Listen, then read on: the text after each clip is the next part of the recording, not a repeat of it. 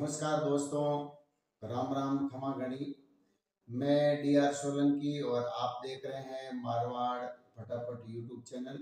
दोस्तों, मारवाड़ फटाफट YouTube channel को आप लाइक करें, शेयर करें और सब्सक्राइब करें ताकि सबसे पहले आपके पास न्यूज़ पहुंच सके। मैं अभी आज समाचार शुरू करने जा रहा हूँ। बंद कर। अब समाचार विस्तार से। भाजपा मुख्यालय पर बड़ी गहमागहमी और विदाई पहुंचे जयपुर। भाजपा नेताओं की दिल्ली पर नजर, जयपुर में मेल मिलाप का दौर तेज।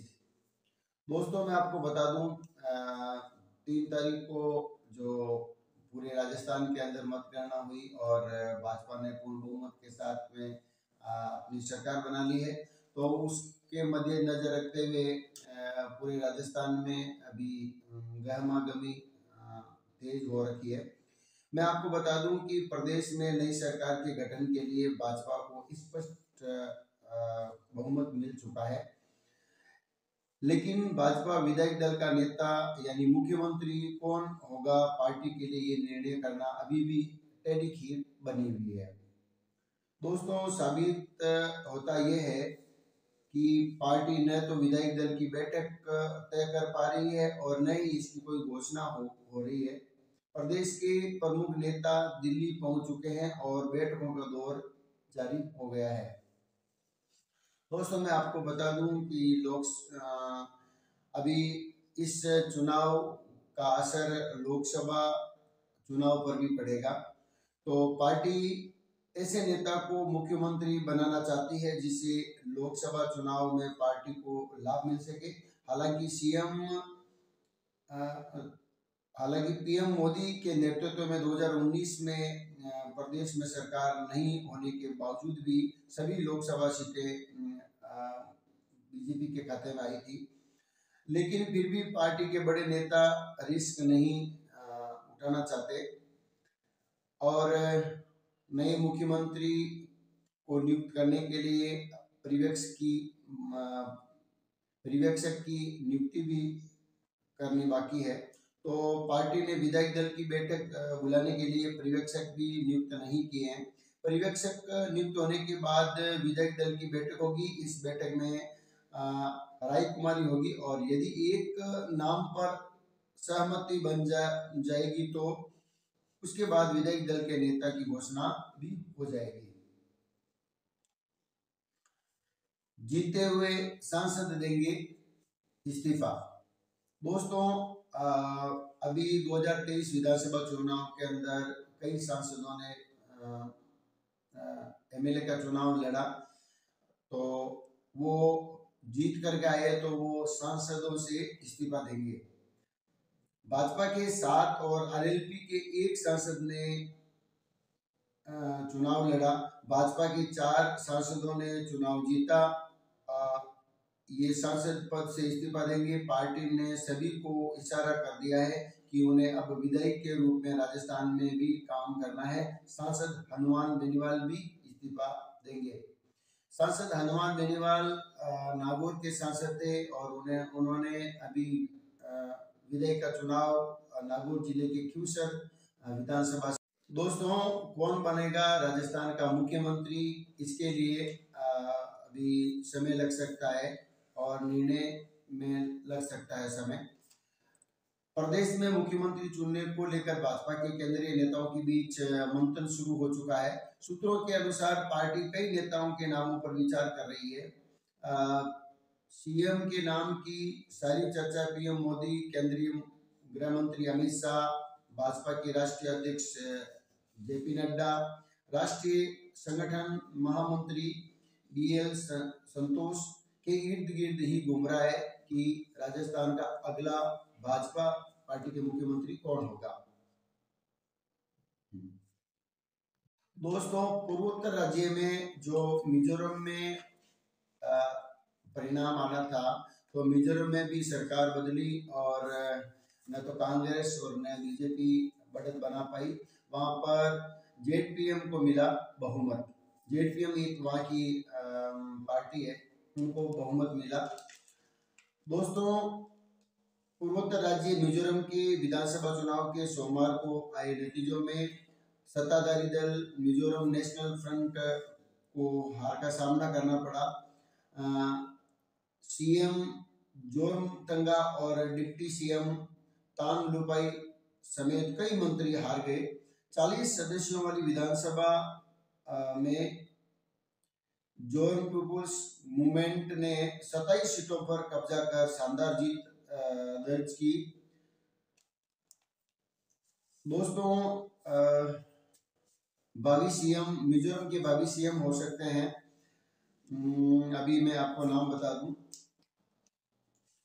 जेडपीएम के नेता पूर्व आईपीएस अधिकारी लाल दुहोमा कभी पूर्व प्रधानमंत्री इंदिरा गांधी के सुरक्षा प्रभारी भी रहे हुए हैं, तो उनके ऊपर ज्यादा भरोसा जताया जा रहा है मिजोरम में। दोस्तों, राजस्थान में बीजेपी की सरकार बनने के बाद में माननीय नरेंद्र मोदी जी का कहना है कि सकारात्मक ऊर्जा के साथ में सभी को रहना है और लोकतंत्र के मंदिर को राजनीति का मंच न बनाए। अभी शीतकालीन सत्र संसद में शीतकालीन सत्र सोमवार से स्टार्ट हो गया, तो चुनाव में हार का गुस्सा संसद में न लाए। विपक्षी सांसदों को प्रधानमंत्री की कुछ नसीहत दी है। संसद का शीतकालीन सत्र सोमवार से शुरू हो रहा है। सत्र की शुरुआत से पहले प्रधानमंत्री नरेंद्र मोदी ने विपक्षी सांसदों को नसीहत दी कि विधानसभा चुनाव में हार का गुस्सा संसद में लेकर के नहीं आए। दोस्तों, एक और समाचार। बच्चे ईंधन का बेहतर इस्तेमाल, चंद्रमा से धरती की कक्षा में लाया गया प्रोपल्शन मॉड्यूल। ये प्रोपल्शन मॉड्यूल क्या, मैं आपको बता दूं कि भविष्य के चंद्र मिशनों को ध्यान में रखते हुए इसरो ने एक अनूठे प्रयोग के तहत चंद्रमा की कक्षा में चक्कर लगा रहे चंद्रयान 3 के प्रॉब्लम मॉड्यूल को वापस धरती की कक्षा में ले आया है। चांद की कक्षा में 3 माह रहना था। दोस्तों, प्रोपल्शन मॉड्यूल को चंद्रमा की कक्षा में 3 महीने तक रहना था, लेकिन वैज्ञानिकों की कुशलता से उसमें 100 किलोग्राम ईंधन अभी भी बचा हुआ है, तो जिससे प्रोपल्शन मॉड्यूल को धरती की कक्षा में लाने का फैसला किया गया। वैज्ञानिकों का कहना है कि किसी उपग्रह से टकराने का खतरा नहीं है। इसरो ने कहा कि प्रोपल्शन मॉड्यूल अब पृथ्वी की एक परिक्रमा लगभग 13 दिनों में पूरी कर रहा है। उसकी कक्षा भी बदल रही है और वह पृथ्वी के न्यूनतम 115 लाख किलोमीटर की दूरी पर आएगा। दोस्तों, अब सड़क हादसे में घायलों का देश भर में कैशलेस इलाज होगा। सड़क परिवहन एवं राजमार्ग मंत्रालय अगले 3-4 महीनों में सड़क हादसों में घायलों को देश भर में कैशलेस इलाज की सुविधा देने की तैयारी कर रहा है। सड़क परिवहन एवं राजमार्ग सचिव अनुराग जैन ने सोमवार को कहा कि सड़क हादसों में घायलों को मुफ्त एवं कैशलेस चिकित्सा सुविधा कराया जाएगा। तेलंगाना में वायुसेना का विमान क्रैश, 2 की मौत। तेलंगाना के मेडक जिले के तुपरन मंडल में सोमवार सुबह भारतीय वायुसेना का ट्रेनिंग विमान दुर्घटनाग्रस्त हो गया। इसमें सवार दोनों पायलटों की मौत हो गई है। दोस्तों, अब प्रदेश में कांग्रेस और भाजपा में हार व जीत का क्या कारण है, उसके ऊपर थोड़ी चर्चा कर लेते हैं। तो राजस्थान के 7 संभाग के अंदर किस प्रकार से चुनाव का माहौल रहा और क्या परिणाम रहा, तो एक एक संभाग को लेकर के चर्चा करते हैं। जोधपुर संभाग में कांग्रेस में बूथ लेवल पर माइक्रो मैनेजमेंट नहीं दिखा। कांग्रेस प्रत्याशी मूल्यांकन पर नहीं उतरे खरे, तो जनता ने परिवर्तन का बटन दबा दिया और बटन दबा करके आउट कर दिया। अब दोस्तों कांग्रेस के हार का क्या कारण है और भाजपा की जीत का क्या कारण है, तो सबसे पहले भाजपा की जीत का कारण के बारे में जोधपुर संभाग के अंदर चर्चा कर लेते हैं। सनातन कार्ड चला, भाजपा की ये रणनीति काम नहीं आई। अगला फैक्टर है भाजपा के पन्ना प्रमुख के तौर पर बहुत पहले हर सीट पर तैयारी थी। अगला फैक्टर है भाजपा का कि मारवाड़ में मोदी के आने के कारण बड़े स्विंग वोट भाजपा को मिले। जोधपुर में भाजपा का वोट शेयर 10% बढ़ा। अगला जीत का कारण है यूथ ने भाजपा को चुना, पेपर लीक पर दिखा आक्रोश। अब कांग्रेस को हार का सामना जोधपुर संभाग में कैसे झेलना पड़ा उसके बारे में चर्चा कर लेते हैं। कांग्रेस के हार का कारण है एंटी एम्बुलेंसी और कांग्रेस ने गारंटी देने में देरी कर दी। सांचौर, सिवाना, लोहावट, बिलाडा में बागियों का असर ज्यादा रहा। गहलोत के अलावा कोई स्टार प्रचारक माहौल नहीं बना पाए। जहां टिकट नहीं बदले थे वहां कई टिकट बदल डाले, ये भी एक मुख्य कारण था। कांग्रेस का वोट शेयर जोधपुर में 3% कम रहा। भाजपा 10% बढ़ा और कांग्रेस का 3% पिछले चुनाव के हिसाब से कम रहा है। अब जयपुर संभाग की बात कर लेते हैं। जयपुर संभाग में भाजपा में मोदी मैजिक और एकजुटता, तो कांग्रेस बिखरी नजर आई। वोटों का ध्रुवीकरण और जातिगत समीकरणों ने भाजपा की जीत आसान की, बिखरी कांग्रेस हारी। दोस्तों जयपुर संभाग के जीत और हार का अभी कारण पर विश्लेषण कर लेते हैं। भाजपा जयपुर संभाग में किस प्रकार से जीती, उसका क्या फैक्टर रहा है। संगठन में एकजुटता दिखी और प्रत्याशी भीतरघात से बचे रहे। दूसरा जीत का कारण है प्रदेश के साथ संभाग में पीएम मोदी के चेहरे पर चुनाव लड़ा, फायदे का सौदा रहा। अगला फैक्टर है टिकट वितरण में प्रदेश से सभी नेताओं का बात मानी गई, इसका फायदा भी मिला। प्रचार अभियान में राष्ट्रीय नेताओं के साथ प्रवेश के नेताओं को सभी क्षेत्रों में भेजा गया। अब जयपुर संभाग में कांग्रेस के हार का क्या कारण है उसके ऊपर चर्चा कर लेते हैं। दोस्तों हार का कारण यह है कि बड़े नेताओं के विवाद से संभाग के नेता एक नहीं हो पाए। टिकट वितरण में बड़े नेताओं ने मनमानी की, इसका सीधा मुकाबला कांग्रेस को हुआ। खराब छवि वाले विधायक और मंत्रियों को भी टिकट दिया, इससे जनता में नाराजगी दिखाई दी। अगला जयपुर संभाग में कांग्रेस के हार का कारण है कार्यालय में अंत में ज्यादा घोषणाएं करना, जिन पर जनता को विश्वास नहीं हुआ। अगला संभाग भरतपुर को ले लेते हैं। भरतपुर में हार जीत का क्या कारण है। भाई भतीजेवाद ने घोड़ा यहाँ पर जहर, गुटबाजी, जातिगत वोट और ध्रुवीकरण से बदली भरतपुर संभाग की तस्वीर। दोस्तों भरतपुर संभाग में भाजपा की जीत का क्या कारण है। कांग्रेस के प्रत्याशियों के विरोध का सीधा फायदा मिला और चुनाव से पहले ही बड़े नेताओं की सक्रियता और बेहतर चुनाव प्रबंधक और बूथ मैनेजमेंट का सबसे बड़ा फायदा मिलना, ये भी एक कारण रहा जीत का। पार्टी में मजबूती और बगावत की डोर थामना। अब कांग्रेस का भरतपुर संभाग में क्या कारण है हार का। दोस्तों योजनाओं में भ्रष्टाचार के आरोप लगते रहे, टिकट वितरण में नवाचार नहीं किया गया, योजनाओं का सही तरह भुना नहीं पाना, कार्यकर्ताओं में कुछ नाराजगी थी और पार्टी के पारंपरिक वोट बैंक का ध्रुवीकरण दिखाई दिया। अब कोटा संभाग की ओर ले चलता हूं।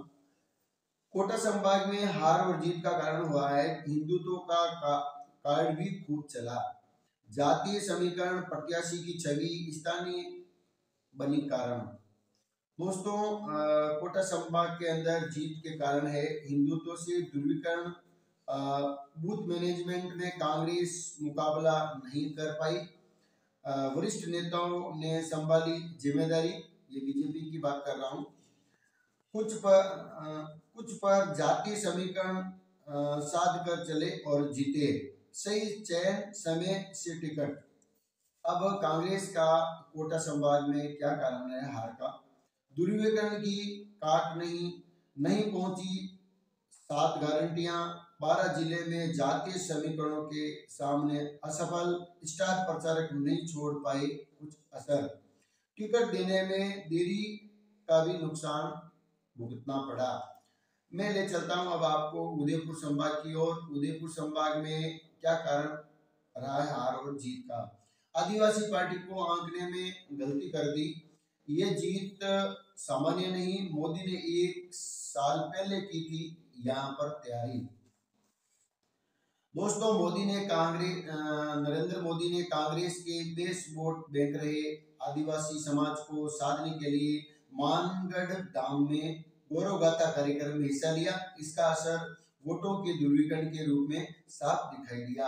अब भाजपा के जीत का यहाँ पर क्या कारण है? उदयपुर संभाग में मोदी की सभाओं और रोड शो ने बदली फिजा। भाजपा ने भ्रष्टाचार को बनाया मुद्दा और कन्हैया हत्याकांड का सारे हुआ ध्रुवीकरण। बूथ लेवल तक माइक्रो मैनेजमेंट और महिला सुरक्षा को मुद्दा बनाया, इससे वोट भी काफी मिले। अब कांग्रेस के हार का कारण क्या है? संगठन की निष्क्रियता और टिकट में भेदभाव। हर सीट पर अपनों ने ही की भितरघात, पर प्रचार में पिछड़ना, बेहतर मैनेजमेंट न होना कारण प्रचारकों का अभाव, सिर्फ गहलोत दिखते नजर आए। ध्रुवीकरण रोकने में नाकाम रहे और नुकसान झेलना पड़ा। अब संभाग लेते हैं अजमेर। अजमेर संभाग में क्या कारण रहा है हार और जीत का? भाजपा के स्टार प्रचारकों ने बदला चुनावी रूप, संगठन स्तर पर ही कांग्रेस की कमजोरी। जीत का कारण ये है कि जमीनी स्तर पर संगठन मजबूत, एकजुटता, मोदी की गारंटी योजना पर जनता का भरोसा, गुर्जर मतदाताओं का सीटों पर समर्थन मिला और आरएसएस का धरातल पर काम और सनातन मुद्दा और स्टार प्रचारकों ने माहौल भाजपा के पक्ष में किया। कांग्रेस के हार का कारण है 5 साल तक जिला स्तर पर कांग्रेस संगठन कमजोर। गहलोत पायलट गुट में कांग्रेस बटी रही। गुर्जर एवं पायलट खेमे के गुर्जरों की नाराजगी भी दिखी और काम नहीं करने के जनता में कुछ आक्रोश और नाराजगी थी। आरएलपी ने कांग्रेस का सीधा नुकसान यहाँ पर अजमेर संभाग ने किया है। अब संभाग है बीकानेर संभाग। यहाँ पर क्या जीत और हार का कारण है? भाजपा में हिंदुत्व ने लगाई नैया पार, रीति चली न रिवाज, नए चेहरों पर जताया विश्वास। दोस्तों, ऐसा संभाग ये प्रदेश में एकमात्र ऐसा संभाग रहा जहां कांग्रेस को ज्यादा सीटें मिली। कुल 24 सीटों वाले संभाग में कांग्रेस को 11, भाजपा को 10 और 2 सीटों पर अन्य ने जीत हासिल की। अब जीत का कारण क्या है? हिंदुत्व की लहर का फायदा, मोदी गारंटी भी, जनता से जुड़ाव और संघ का ग्राउंड तक, संगठनात्मक मजबूत ढांचा, मजबूत बूथ योजना, टिकटों की जल्दी घोषणा, एकजुटता और सोशल मीडिया पर सक्रियता, ये भाजपा का पक्ष रहा है। दूसरा, कांग्रेस के पक्ष के बारे में बात करते हैं। कांग्रेस का संगठनात्मक ढांचा कमजोर दिखा और एंटी इंप्रेंसी और टिकट वितरण में कुछ गड़बड़ियां दिखी।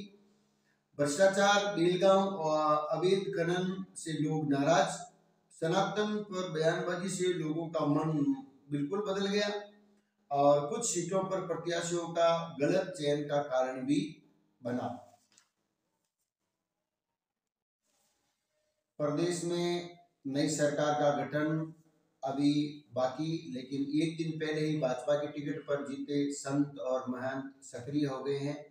दोस्तों, मैं आपको बता दूं कि तिजारा के विधायक बाबा बालकनाथ और हवा महल, जयपुर के हवा महल के विधायक बाल मुकुंद, ये दोनों सक्रिय हो गए हैं और दोनों ने कहा अपराध मुक्त राजस्थान बनाएंगे। बाबा बालकनाथ का कहना है कि बदमाशों को कह दो कि राजस्थान छोड़ दें।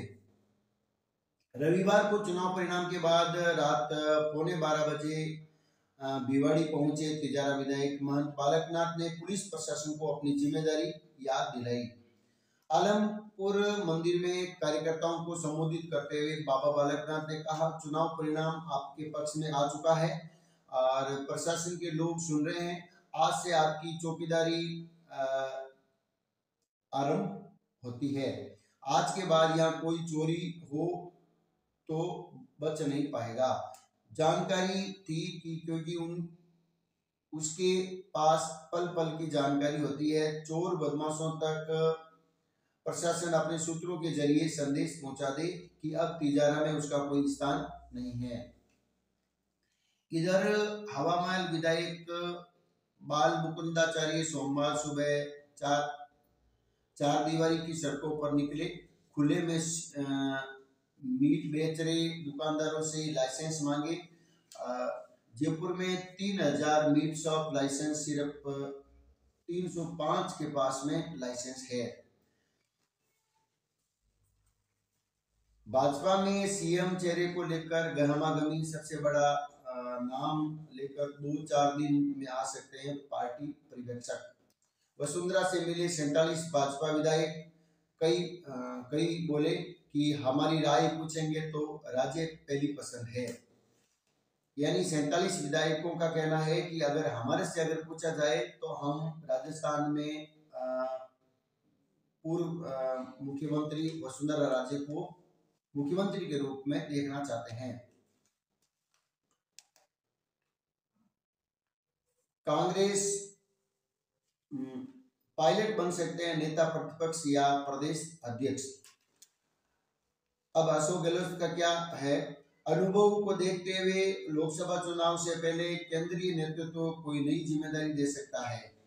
सचिन पायलट को क्या जिम्मेदारी है? विधानसभा में नेता प्रतिपक्ष या प्रदेश अध्यक्ष बनाया जा सकता है और नेता प्रतिपक्ष बन सकते हैं गोविंद सिंह डोटासरा और पार्टी के पहले सचेतक भी थे। उधर भाजपा की ओर बात करें तो राठौड़, पूनिया और महरिया को भी मिलेगी सत्ता में भागीदारी। बोर्ड या आयोग का जिम्मा भी संभव। राष्ट्रीय पार्टियों की जमानत जब्ती का भी रिकॉर्ड रहा। 250 बड़े चेहरों की जमानत जब्त हुई है इस विधानसभा चुनाव में। इसमें बीजेपी और कांग्रेस के 6 विधायक हैं। 6 कांग्रेस के और 6 बीजेपी के विधायकों की जमानत जब्त हुई है। बसपा के 180 विधायकों की जमानत जब्त हुई। आप पार्टी के 60 विधायक नहीं बचा पाए अपनी जमानत और आरएलपी के भी 22 बड़े चेहरों का यही हाल हुआ है। दोस्तों, एक कुछ खास खबर की ओर लेकर चलता हूं। बिलाड़ा जोधपुर ग्रामीण जिले का सबसे बड़ा जसवंत सागर बांध अभी सूखा पड़ा है। कहा जा रहा है कि 9 नदियों और 99 बाढ़ों से भरने वाले जसवंत सागर बांध के सूखे कंठ यानी वो बिल्कुल सूखे की कगार पर है। बिलाड़ा जोधपुर ग्रामीण जिले का सबसे बड़ा जसवंत सागर बांध क्षेत्र के हजारों परिवारों की रोजी रोटी का आधार बना हुआ रहता था।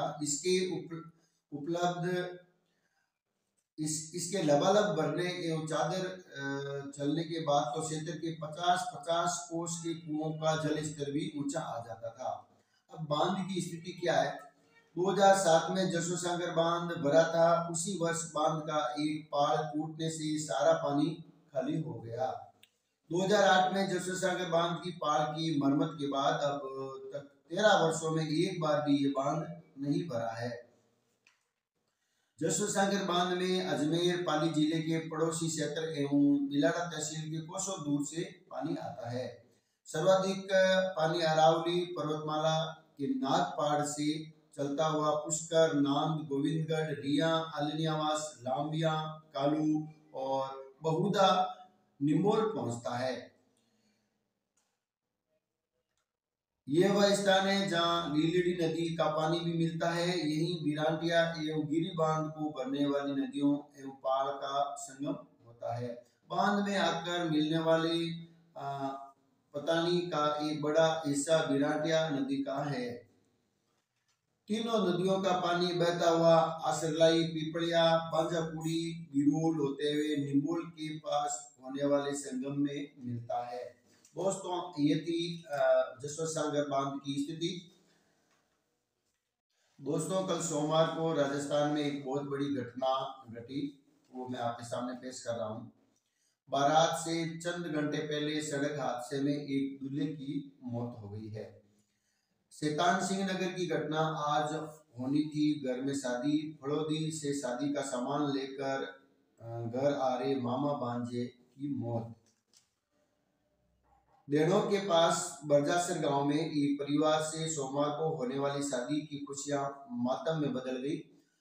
सोमवार को घर से दूल्हे की बारात रवाना होनी थी, लेकिन हादसे में मामा भांजे की सड़क हादसे में मौत होने के कारण कोहराम मच गया। दोस्तों, मौसम की जानकारी। हवा चलने से टिटोरन बढ़ी और माउंट आबू 6 डिग्री सेल्सियस तक पारा पहुंचा। बारिश रुकने के बाद 3 डिग्री तक गिरेगा रात का तापमान। प्रदेश के अधिकांश भागों में मंगलवार से पश्चिमी विक्षोभ का असर खत्म हो जाएगा।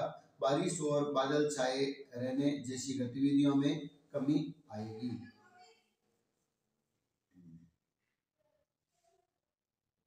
दोस्तों, एक खास और खबर कि विधानसभा चुनाव में भाजपा ने भले ही बहुमत हासिल कर लिया हो, लेकिन अपनी सबसे सुरक्षित 29 सीटों में से 10 सीटें गंवा बैठी। इनमें से 8 सीट पर कांग्रेस और 1 सीट निर्दलीय उम्मीदवार काबिज हुआ। इनमें से रतनगढ़, फुलेरा, धौलपुर, नागौर, पाली, बीनमाल और रेवदर, बूंदी, खानपुर, भीलवाड़ा सीट शामिल है। दोस्तों, आज के समाचार में इतना ही। कल सुबह इसी समय मिलते हैं। राम राम, जय हिंद, जय भारत। पहुंच सके नागौर जिले के क्यूसर विधानसभा से लड़ा और आरएलपी के एकमात्र विधायक हनुमान बेनीवाल भी रहे हुए हैं, तो उनके ऊपर ज्यादा भरोसा जताया जा रहा है। में लेकर के नहीं आए। 115 लाख किलोमीटर की दूरी पर आएगा। मौत हो गई है। इसका संगठनात्मक ढांचा कमजोर दिखा और एंटी इंप्रेंसी और टिकट वितरण में कुछ गड़बड़ियां दिखी। भ्रष्टाचार, बेलगांव और अवैध खनन से लोग नाराज। सनातन पर बयानबाजी से लोगों का मन बिल्कुल बदल गया और कुछ सीटों पर प्रत्याशियों का गलत चयन का कारण भी बना। जमानत और आरएलपी के भी 22 बड़े चेहरों का यही हाल हुआ है। होते हुए निम्बोल के पास होने वाले संगम में मिलता है। कोहराम मच गया। गतिविधियों में कमी आएगी। राम राम, जय हिंद, जय भारत।